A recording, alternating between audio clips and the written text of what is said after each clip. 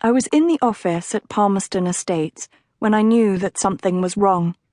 Perhaps Pat was too engrossed in his work to notice, but through the walls I heard the rumbling of a car engine.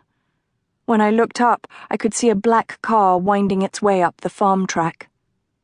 In front of the farmhouse, the car ground to a halt. The engine died. A single figure emerged, quickly joined by 3 more men. The driver was dressed in the uniform of the Zimbabwean Air Force. He held himself at the side of the car for a second, then he turned, and his eyes fell on mine through the window. He strode toward us, and the 3 other men approached in his wake. The one closest to him, sinewy and lean, was dressed in a slick suit, and I felt certain that he belonged to the CIO, the Central Intelligence Organization, nothing less, I knew, than Mugabes' secret police. My eyes flitted between Pat, his head still buried in his work, and the advancing figures. I decided to step out of the door. In front of the farmhouse, the 4 men enveloped me in a broad semicircle. It was the driver who spoke first, his shoulders rising and falling beneath the big pads of his Air Force uniform. "We'll need to see the maps," he began. Silence lingered between us. I tried to see in the corner of my eye where the farm workers were, but all around me was stillness. Paul was somewhere on the farm, but I had no idea where. There was only me and, in the office, Pat, obliviously hunkered over his books. "Maps," I ventured. The CIO man shuffled from foot to foot, but it was the Air Force officer's eyes that remained fixed on mine. "Where," he said, "are the borders of the farm?"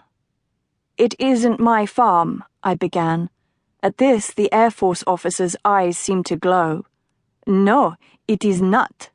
"We're leasing it," I interjected, knowing what that strange inflection in his voice meant. "We don't have maps." After a few chilling moments, the Air Force officer broke away and paced around the farmhouse yard, looking out over the fields. "What are you irrigating here?" My reply stuck in my throat. I knew exactly why he was asking the question. He was weighing the farm up, thinking about what might be done with Palmerston Estates once it was his. "Tomatoes," I finally breathed. "Paprika." "You do well with tomatoes and paprika." He had a withering look in his eyes, and I understood at last. I was a mouse in a trap, and he was playing with me. He began to ask more questions about our work on the farm, the extent of our irrigation system, how we rotated the crops, what our labor was like, and how much turnover we made each season. They seemed to stand closer to me now, the semicircle closing in to trap me. Unable to answer their flurry of questions, I risked a glance back over my shoulder at the farmhouse and the office inside. I didn't seem to have any other choice. As soon as I told them I would take them to Pat, they seemed to lighten. Even so, as I led them to the office, I registered the looks they shared and had the unshakable feeling that even though it was they who were following me, it was I who was walking into danger. In the office, Pat was waiting. As I pushed through the door, he acknowledged me with a mutter, a gentle exhalation of breath. I hovered there, knowing it could not last. He looked up. I have often imagined what it must have looked like to him, me standing there, dwarfed by 4 of Mugabes' men. He seemed to take it in with one sweeping look.